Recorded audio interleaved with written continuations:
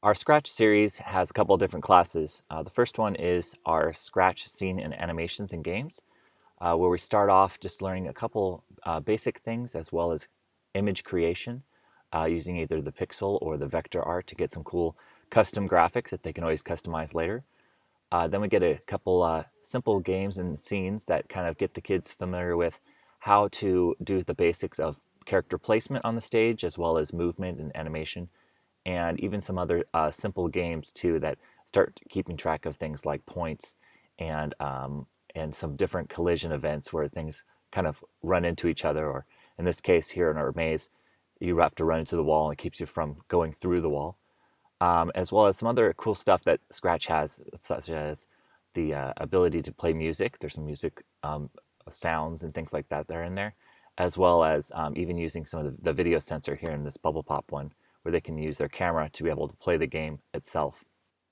In our Scratch game data and clones and events, we start to learn a little bit more about those three elements, whether it's clones, where you have your character that you maybe have repeat in a couple different ways. This one explores one way of doing it, and then this one uses another way where you have like a little laser bullet that kind of shoots out and has several different copies of that.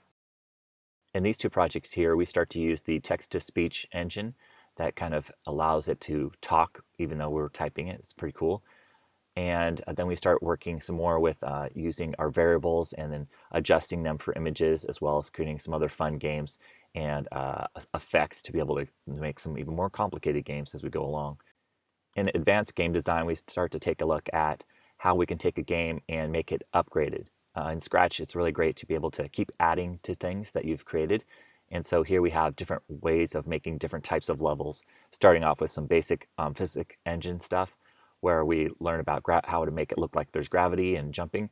And then we start to get a little bit more complicated, being able to jump off of walls, as well as having our characters start to move. The enemies start to move. You have to jump over the enemies, make it a little bit harder. Then we continue with having to throw things at our enemies, as well as our enemy health.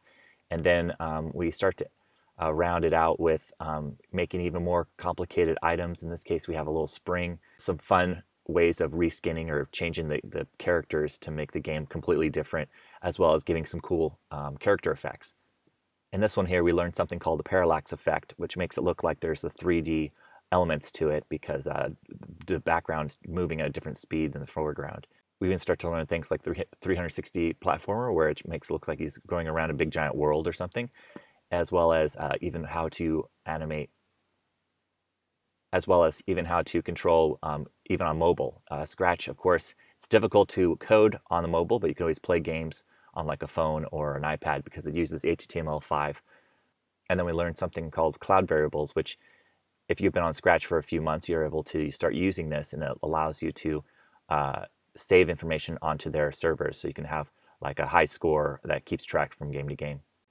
And in our newest unit is Advanced Game Design 2, where we learned a little bit more complicated types of play, whether that's two-player games like Turkey Tussle or Reindeer games, and as well as keeping track of multiplayers if someone's playing on one computer and then on another computer, and even making types of almost like Minecraft types of games where you would have a character be able to earn, have a shop that you can go get stuff at and have an inventory.